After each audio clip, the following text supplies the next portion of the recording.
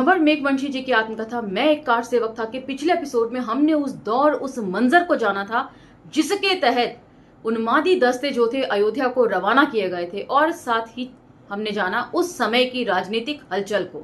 और आज के एपिसोड में हम चर्चा करेंगे इस संगठन के कार्य प्रणाली की कि कितनी कच्ची उम्र से ही ये बाल मन पर हावी होने लगता है और किस तरह सोच को कैप्चर करता है, इसके ऊपर हम चर्चा करेंगे। तो चलिए, जय भीम, मैं शालिनी और आप देख रहे हैं अंबेडकरनामा।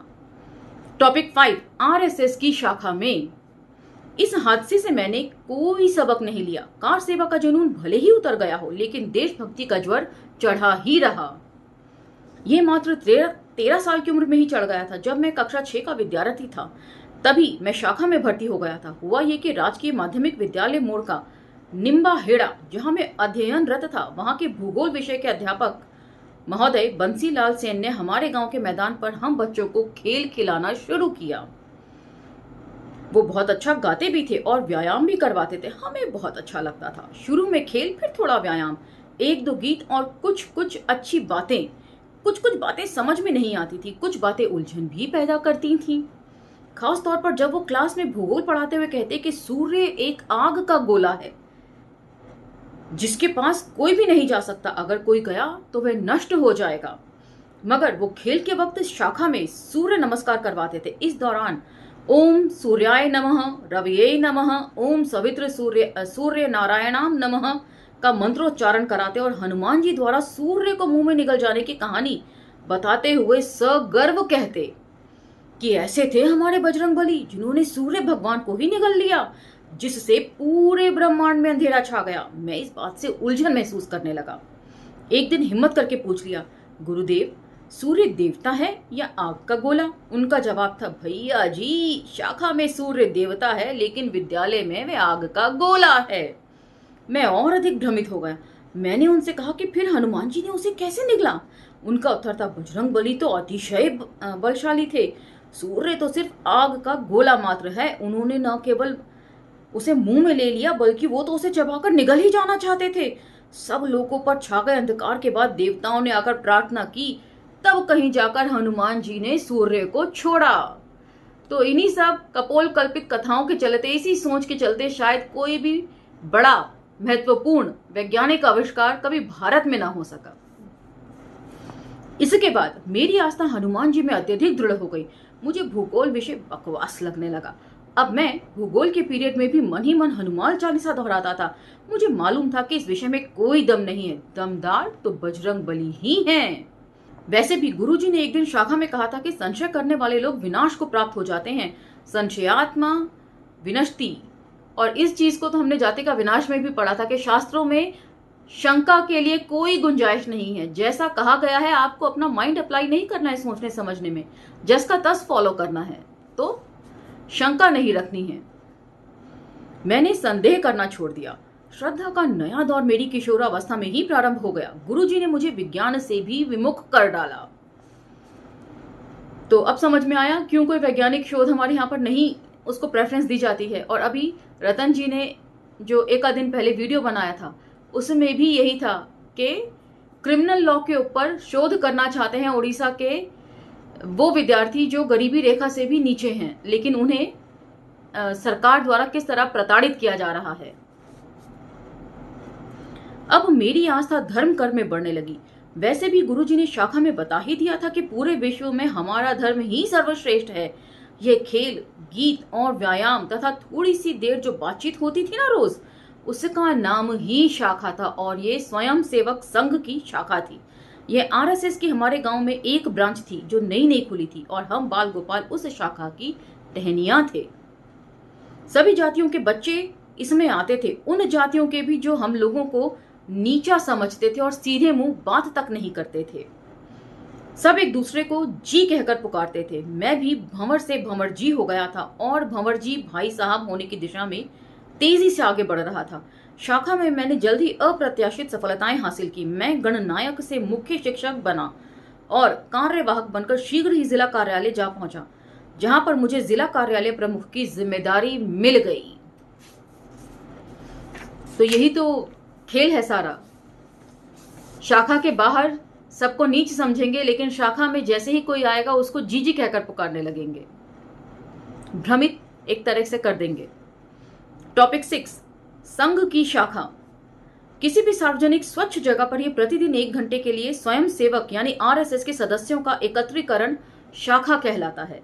ये प्रातःकाल, सायंकाल तथा रात्रि काल में भी किया जाता है। ये स्वयं सेवकों की सुविधा के आधार पर होता है। जैसे अगर कोई व्यापारी स्वयं सेवक है तो उसके लिए प्रातःकालीन शाखा ठीक रहती है, वहीं अगर विद्यार्थी है तो वे सायंकालीन शाखा में आना उचित समझते हैं।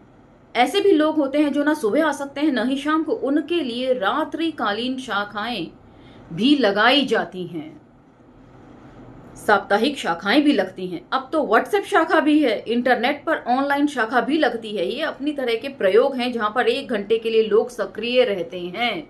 तो वक्त की पाबंदी, अनुशासन जो है वो यहां से सीखना चाहिए हम लोगों को।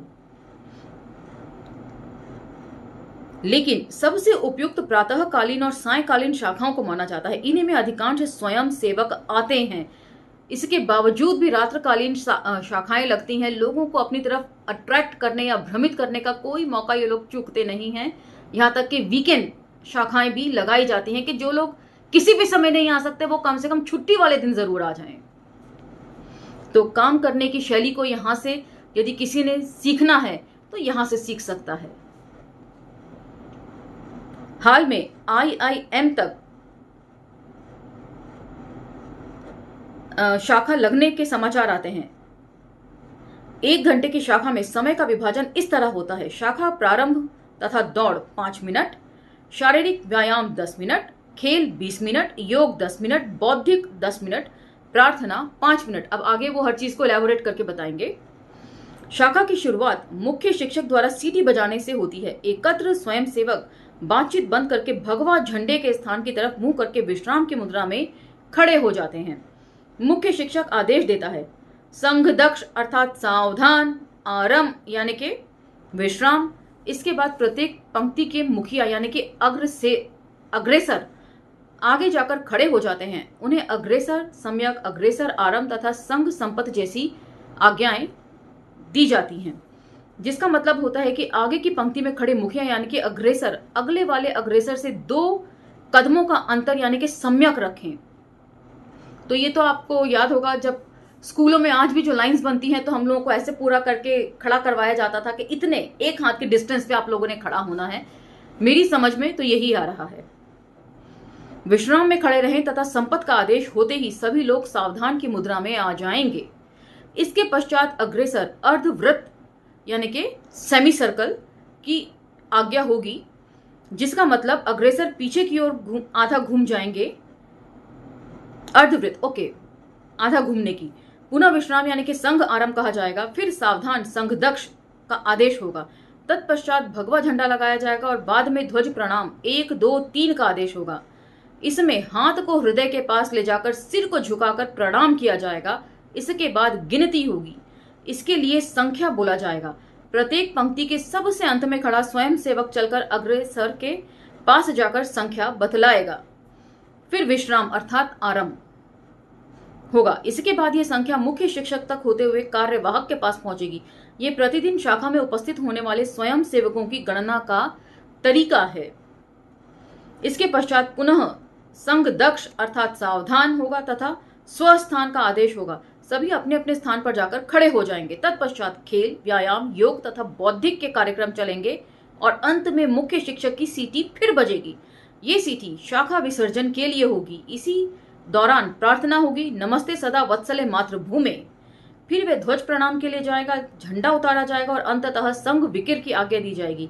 यह बिखरने का आदेश है। विकिर कहा जाने के बाद सभी स्वयंसेवक दाहिनी ओर घूमकर पुनः प्रणाम करेंगे तथा अपना स्थान छोड़ देंगे। तो ये जो पूरा 1 घंटे का उनका शेड्यूल है उसके ऊपर चर्चा की जा रही है। शारीरिक कार्यक्रमों में प्रतिदिन सूर्य नमस्कार आवश्यक है। इसमें मित्राय नमः से प्रारंभ करके श्री सवित्र सूर्य नारायणाय नमः के मंत्र के साथ समापन होता है। बैठने के लिए उपविष्ट यानी कि बैठो तथा उठने के लिए उत्तिष्ठ यानी कि उठो की आज्ञा दी जाती है।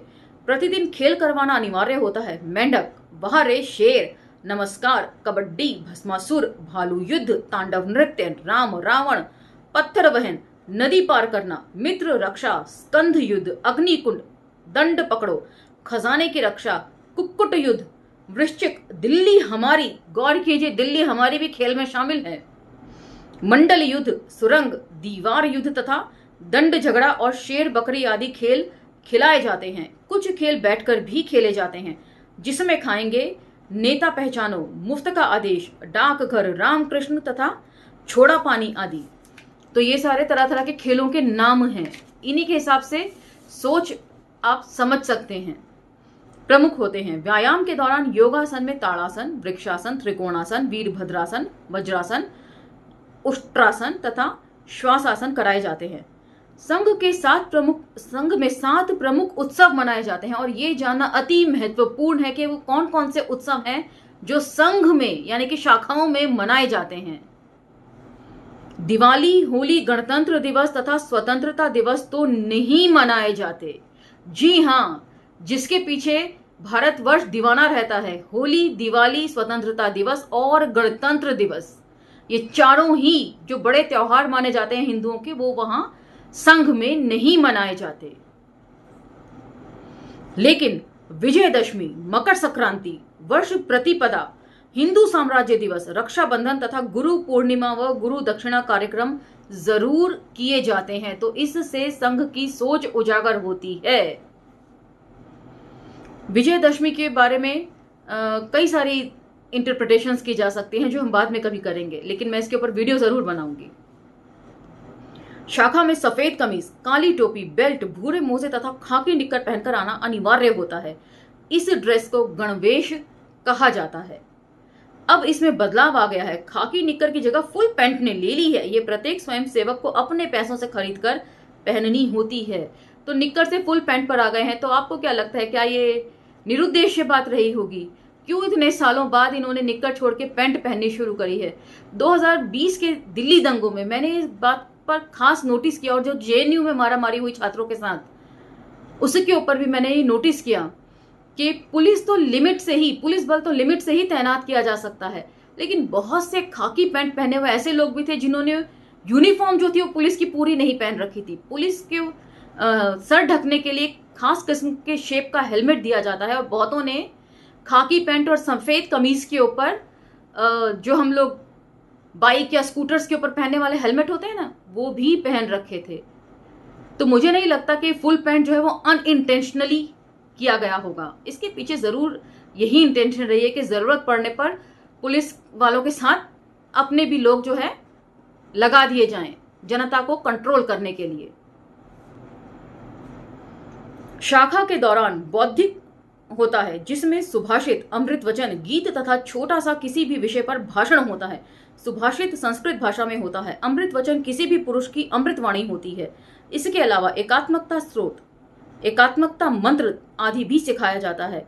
गीत, हिंदू राष्ट्र का शंखनाद हो, कण कण में आह्वान उठे, तिमिर चीरता ज्योति पुंज हो, हिंदू हिंदुस्तान उठे। तो यहाँ पर कहीं भी डायवर्जन के लिए कोई जगह नहीं लग रही है। बात सिर्फ और सिर्फ हिंदू, हिंदुस्तान और हिंदू राष्ट्र की हो रही है। स्वागत है शिवराज तुम्हारा तथा संगठन बढ़े चलो, सुपंथ पर बढ़े चलो, तन समर्पित मन समर्पित और ये जीवन समर्पित, अथवा जय बाला देवी की प्रतिमा, बच्चा बच्चा राम का, या हिंदू जगे तो विश्व जगेगा, मानव का विश्वास जगेगा, जैसे गीत गाए जाते हैं। तो हिंदू जगेगा तो विश्व जगेगा। हिंदू को छोड़कर सारा विश्व जग चुका है, और जातिवाद के ऊपर जो है लोग अब चर्चा करने लगे हैं देश विदेश में। जय शिवा सरदार की, जय राणा प्रताप की, हर हर महादेव, केशव की जय, माधव की जय जय जैसे उद्घोष यानी कि नारे प्रतिदिन उच्च आवाज में बुलवाए जाते हैं। मैं जब गांव में था तब भी, और भीलवाड़ा में आ गया था तब भी, दैनिक रूप से नियमित संघ की शाखा में जाना मेरी दिनचर्या का अभिन्न हिस्सा बन चुका था। अभी आजाद नगर, कभी मुखर्जी उद्यान, तो कभी महात्मा गांधी अस्पताल के पार्क में लगने वाली शाखा मेरे प्रिय स्थल थे। हम लोग प्रातःकालीन शाखा में जुटते थे, सुबह सुबह पहुंच जाते, संपूर्ण गणवेश में, हाथ में दंड लिए हुए, एक सैनिक जैसा जज्बा था। मुख्य शिक्षक महोदय का आदेश होता, स्वस्थान यानी कि हम सब अपना स्थान ग्रहण कर लें, दक्ष यानी कि सावधान, आराम यानी कि विश्राम। इसके पश्चात तदानुक्रम के हिसाब से कतारबद्ध होकर हम खड़े हो जाते। शाखा की सबसे मूलभूत छोटी इकाई स्वयं सेवक होता है। उसके ऊपर गटनायक यानी कि टोली प्रमुख, उसके ऊपर मुख्य शिक्षक तथा बाद में कार्यवाहक होता है।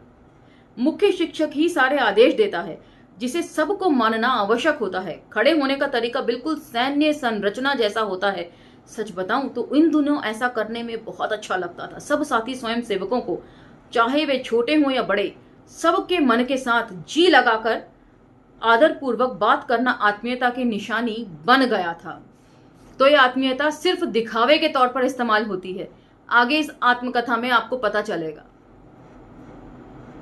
एक घंटे की शाखा में खेलकूद, व्यायाम, बौद्धिक, गीत तथा प्रार्थना के सत्र होते थे। तत्पश्चात हम विकिर यानी कि बिखरते होते थे, डिस्बर्स होना।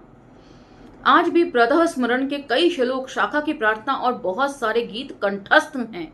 हर दिन हम ये प्रार्थना करते थे, भगवा ध्वज के समक्ष सावधान की मुद्रा में खड़े होकर, हाथ को प्रतिज्ञा की मुद्रा में सीने से लगाकर। नमस्ते सदा वत्सले मातृभूमे त्वया हिंदू भूमे सुखम वर्धितो अहम।